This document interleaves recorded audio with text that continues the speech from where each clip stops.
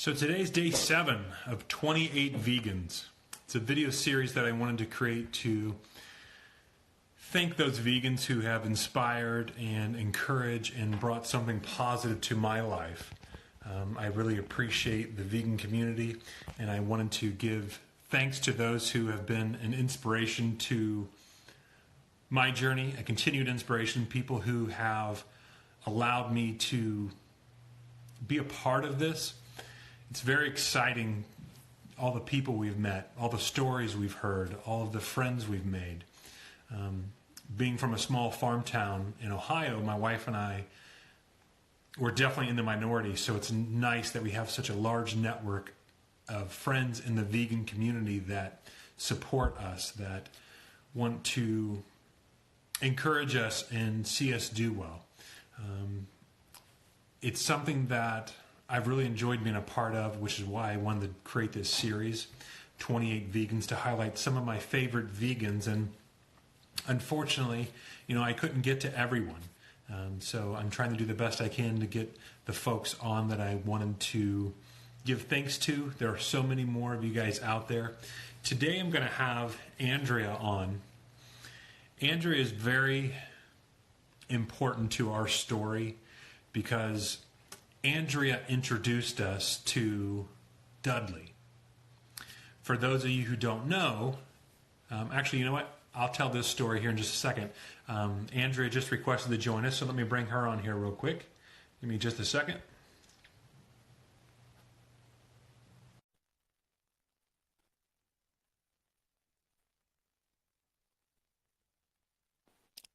Hi. Hi. How are you doing today? I'm okay. How are you? We're a little soggy in Ohio, but all in all, we're doing good. Yeah. Well, So, I wanted to bring you on as part of my 28 Vegan series to tell you thank you for all that you've done for not just my journey. You have touched and reached so many people with all that you've done. I see that Marnie is on. I know how. Hi, Martin. I know how kind and special you are to so many people, and I just really wanted to bring you on and say thank you. Thank you.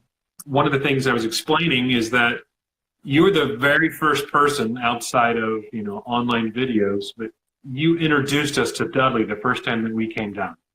Yeah. I had scheduled a surprise trip for Becky for our wedding anniversary, and you were there and introduced us to Dudley. We were the first people that day to get to Dudley, and that was such an incredible day because he's the reason that I was able to make that connection.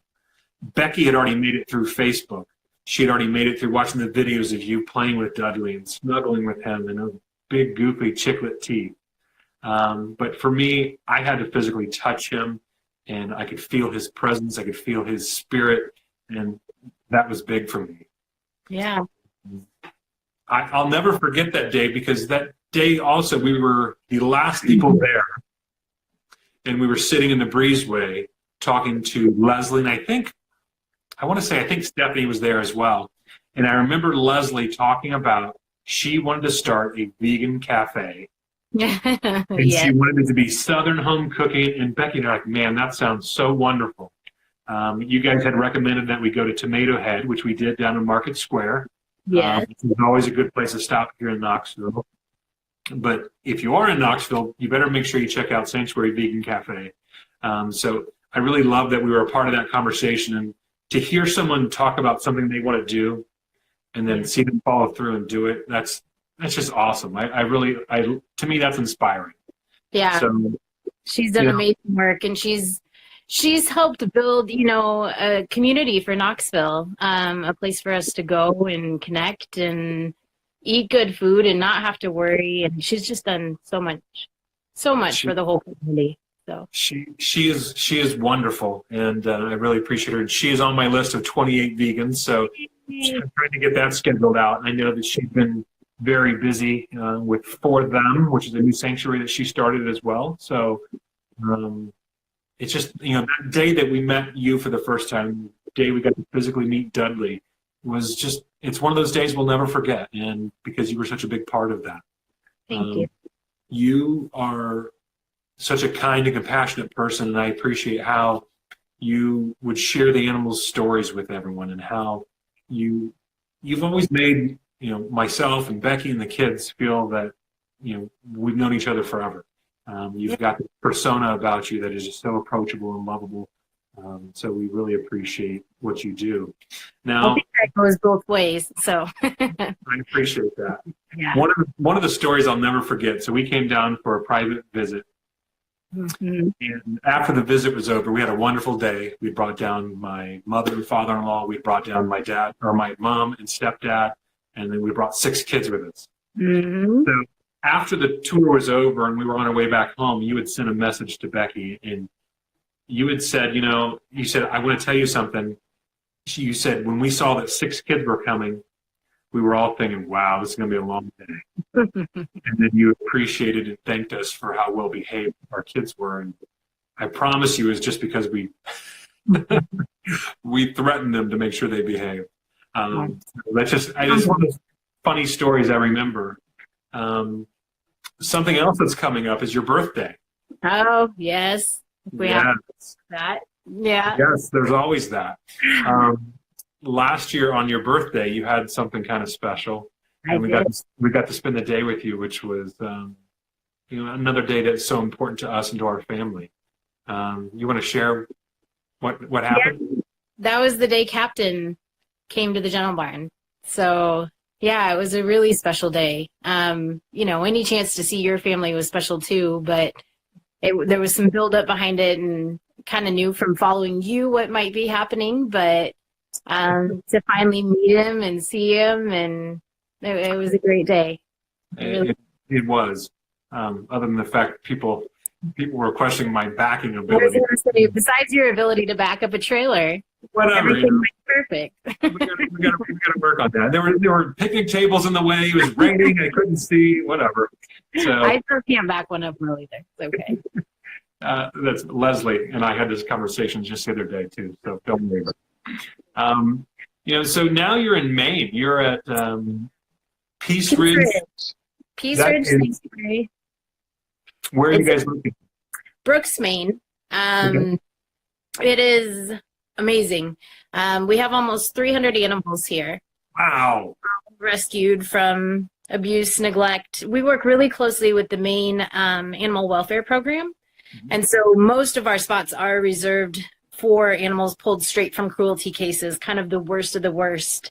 And they have no place to go. So, man, it's beginning of February, and I'd have to actually count, but I think we've taken in almost 30 animals just this year alone, and given them a home for the rest of their lives. So it's a place I'm really proud to be part of, doing really amazing rescue work. Yes. Very different than what I was used to.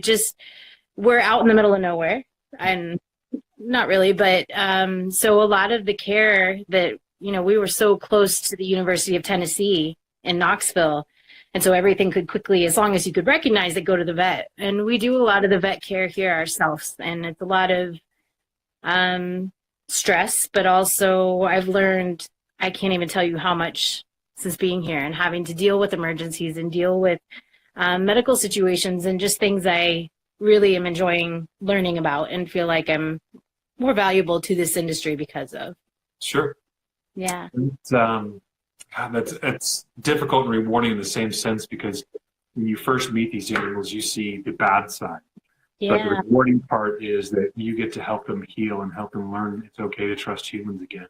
Yeah. And provide them compassion that a lot of times most animals don't ever experience. Mm-hmm. That's fantastic. Yeah. We've followed Peace Ridge. We follow you, of course, and some of the pictures you show and share. I want to come up and see Theo so bad. He is just such a handsome, handsome boy. Oh, he's a gentle giant. When I talk about Theo, I always say you feel him before you see him, because his energy is just larger than life. But he's so gentle and so caring, and reminds me a lot of Dudley. Very different from Dudley, but in that way that there's just something so special about him that you can't deny it. And man, just being in his presence, he can change your life very quickly. He cares for everybody, and he takes care of all the babies. Like, he adopts all the baby calves that we do. We have, I think we're at 23 cows right now, and every single one of them is from the dairy industry. And so a lot of them were younger calves that were supposed to be veal calves, or we had some moms that came in pregnant. And Theo just loves the babies, and he cares for them and makes sure they know that they're loved. So it's pretty amazing. That would be something to watch and experience. And I just, when you say you feel him before you see him, I know what that means with my experience with Dudley. Yep. I'll never stop talking about him. I'll never stop missing him. I'll never stop feeling him. And I know you feel the same. Yep. Just absolutely incredible. And it's funny, I went from a life where I used to hunt and consume animals, treating them like they were here for me, not with me.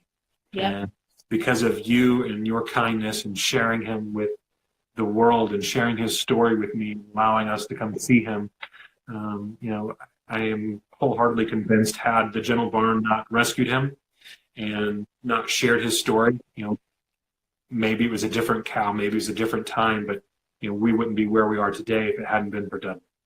Yeah. He was very special. Yes, he was. And, the reach that he has touched with all the people that he's affected in his life and continue to affect, if you look at our life in particular, Captain wouldn't have been rescued if it wasn't for Dudley. Yeah.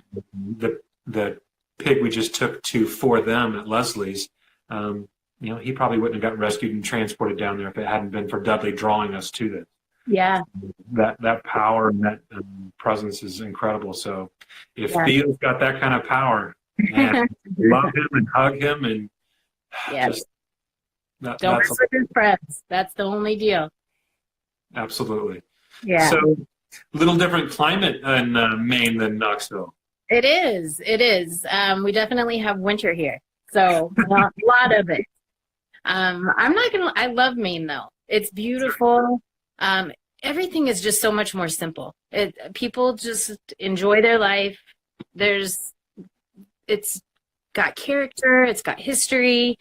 So, winter has been a challenge figuring out what to wear. I live in snow pants now, which I never thought I would, but I actually don't mind.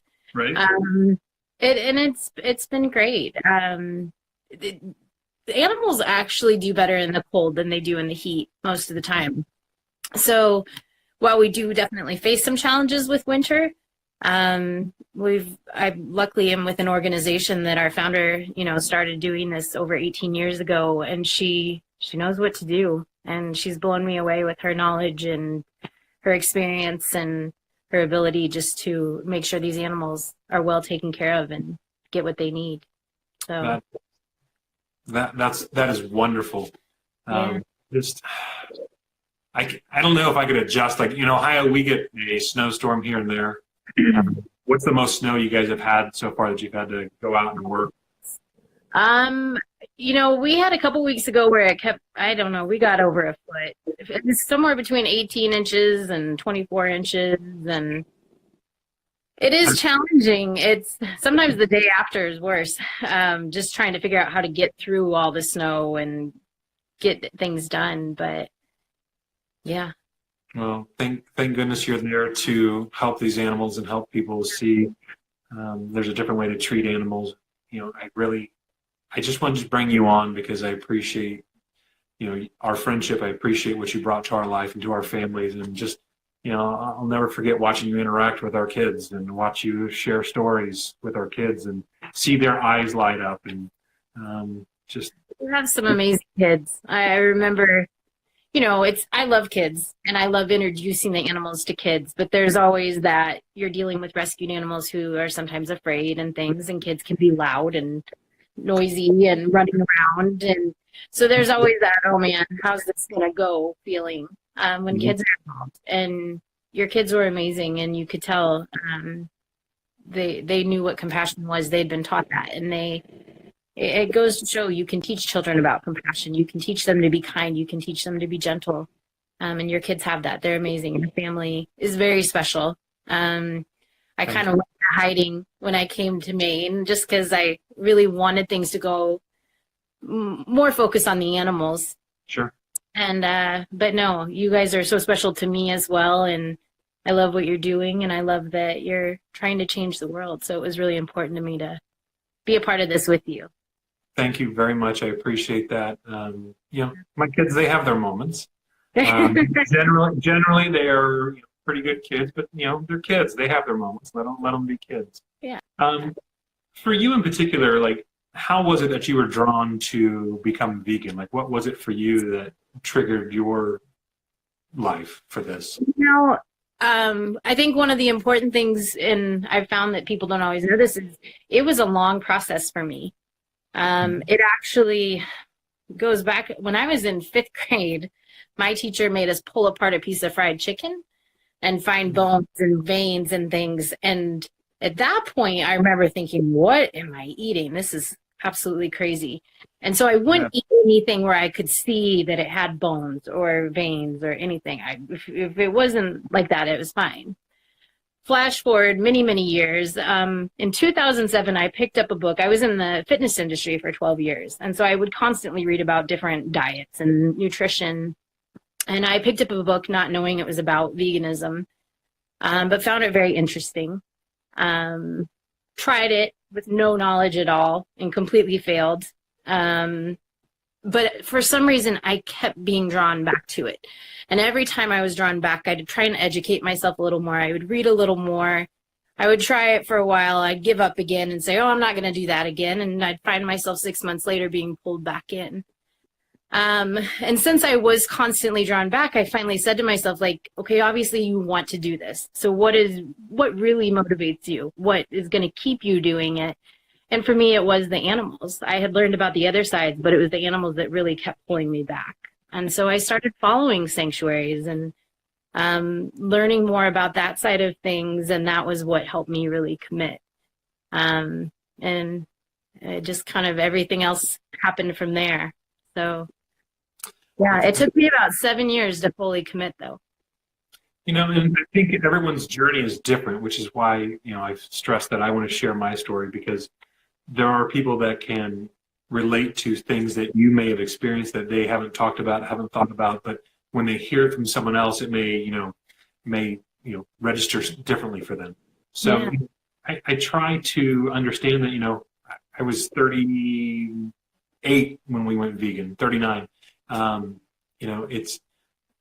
It took a long time for my life for me to change. So I understand, and I don't judge people who take time to change. I appreciate anyone who is willing to work on being more compassionate. Would I love for everyone to just say, okay, yeah, I'm vegan, I'm in? Absolutely. Right. But unfortunately, that's not realistic. That doesn't happen as often. And, there are friends, like I had Compassionately Living by Jill on, and she said her and her husband watched What the Health. And she was, as soon as they were done, he got up and threw away the blue cheese, threw away the ranch, and he's like, we're done eating that crap. God love him. Like, I wish more people could do that, and I wish I would have been strong enough to do that. So, it's not a matter of how you got there, how long you got there. I think, Bobby Sudd summed it up last night. He's like, whatever is up there, whether it's God, whether it's the universe, whether it's just karma, whatever you want to think, it's not always about this debt that you have to repay. It's about you finally getting it right. So to me, it doesn't matter if it took you a year, if it took you 7 years, you're here, you're doing it, you're a part of it, you're living it, and you're sharing that with so many people and doing so much good work for these animals. And Andrea, that is incredible, and that's like the best anyone could ask. We really appreciate that. It's a shame that Maine is so far away. It's far away from everything. Yes, we are up here. Knoxville was short and easy because we could do that in a day. It's 4 hours, 4.5, 5 if we stop and grab something to eat, and then we come on back, and it was just a great time. But Maine would be a little longer road trip, so we'll have to work on that. Yeah. Maybe that'll be a trip that we can take without little people and come up to Trinidad. Yeah. Andrea, I really appreciate the time today. I really appreciate all that you do and the things that you've brought to our life and your friendship. I wish there were more people with such a kind heart in this world, like yourself. And you should be very proud of yourself and what you bring to this movement and what you bring to these animals. Thank you. You're very welcome. Is there anything that you'd like to share about Peace Ridge or anything going on that's exciting right now? Oh, there's so much always going on there. I'm not going to lie, with that many animals, it never stops. So, but no, just if you don't follow us already, please do. Amazing work being done. And we really try to do a lot with humane education. But it's a wonderful place. And I'm really proud of the work that's being done there. So I hope people will follow if you're not already. Peace Ridge Sanctuary. But yeah, just thank you for this opportunity to talk, and thank you for doing what you do and for being you. You're very welcome. You can thank my wife for that, because I was not in a position where I was able to make that choice. I believe that. Oh, absolutely. I don't. She was ahead of the curve, and she had already made her choice even before we came down the first time to the Gentle Barn to meet Dudley, and it took me physically being there to make that. Oh, Becky Joe, I didn't see it. Yeah. Oh my goodness. My house is not well lit either, so I'm kind of having to sit. But yeah, and Dudley, my house is kind of a shrine to Dudley after. But yeah, no, I just appreciate you guys so much. And, I think what you're doing is so important, because I know you say Becky kind of made you who you are, but it takes the right person to really support that. A lot of people would not. And you were very supportive of her, and you wanted to understand. And again, coming from your background, that's not an easy line to cross. So I appreciate you being open to that, and that you did open your heart. And there's all this stuff now, Gillette or whatever you want to call it, with kind of redefining masculinity. And I think you're doing that, and you're leading that forefront and being a more compassionate and gentle world. I think more men need to see that it takes nothing away from you being masculine by being compassionate and kind to not just animals, but to each other. Yeah. The Gillette commercial, there was some brouhaha about it. But when you look at what it is, it's trying to get fathers to teach their kids to be better men when they grow up. And, if I want my kids to do better, I have to be a better example for them. Yeah. So, I'm trying my best to teach them the way that I think I would like to see them when they grow up and become young men. And hopefully some of the things I do rub off on them in the right way. And we'll see. Hopefully through that we can inspire more men to be more compassionate, more young boys to be compassionate to animals, and start making that connection. And sometimes it's an animal like Dudley that has to do it. Sometimes it might be someone in the dead of winter in Maine that helps them do it. So really appreciate that. I'm glad Becky pointed out Pearl behind you. We missed Pearl.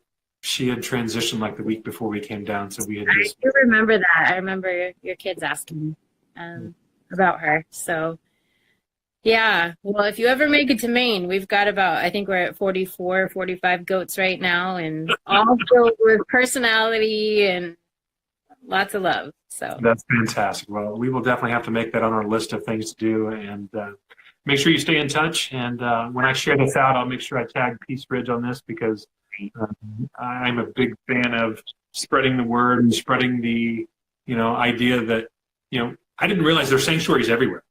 Yeah, they're all over the place. Some you've never heard of, some are as big as the Barn Sanctuary.